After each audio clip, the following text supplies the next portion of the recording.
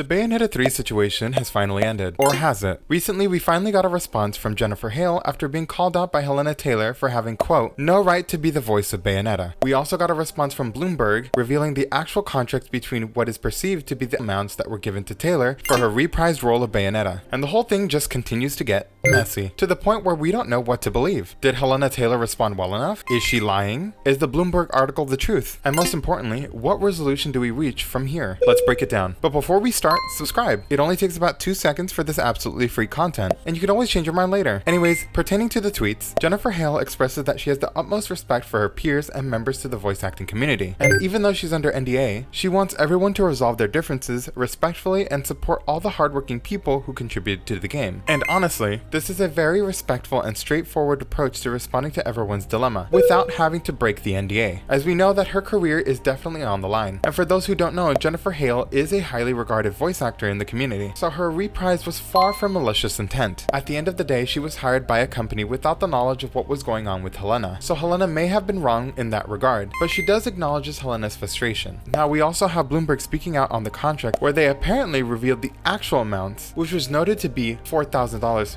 per session, in a series of sessions totaling up to 15,000 US dollars. Allegedly a significant range from Bayonetta 2. So could Helena have been lying? Because this does contradict what was said in her videos, where apparently she was actually asking for a 6-figure along with residuals based on Bloomberg. In fact, Helena responded to this by saying it was completely untrue. So then what is true? At this point, we have a bunch of parties playing he said/she said on behalf of a company. But these same companies, such as Nintendo or Platinum, haven't come out with anything, which is still highly suspicious. At this point, if Helena Taylor had the audacity to break her contract, then these companies would have no problem just revealing the actual numbers in response. But at the same time, we still have no hard proof on either side. $4,000 is a bit short when it comes to the entire franchise, but is $15,000 any better? Well, again, it does depend on the union that Helena is in, but objectively speaking, it is better. Should she have at least gotten residuals? Personally, I think yes, since it is a highly anticipated sequel to a notable series. But should you still buy the game, or should you boycott it? At this point,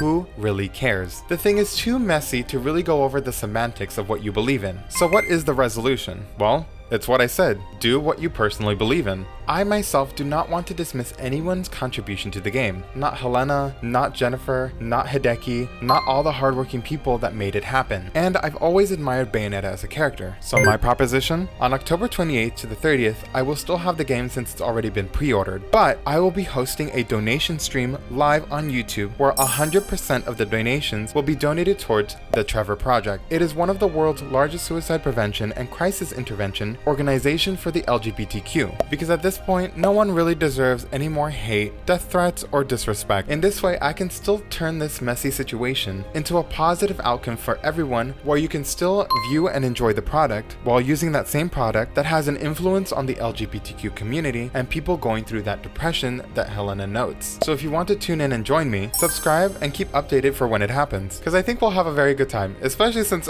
I'm not really the greatest at fighting games. Mr. Bane out.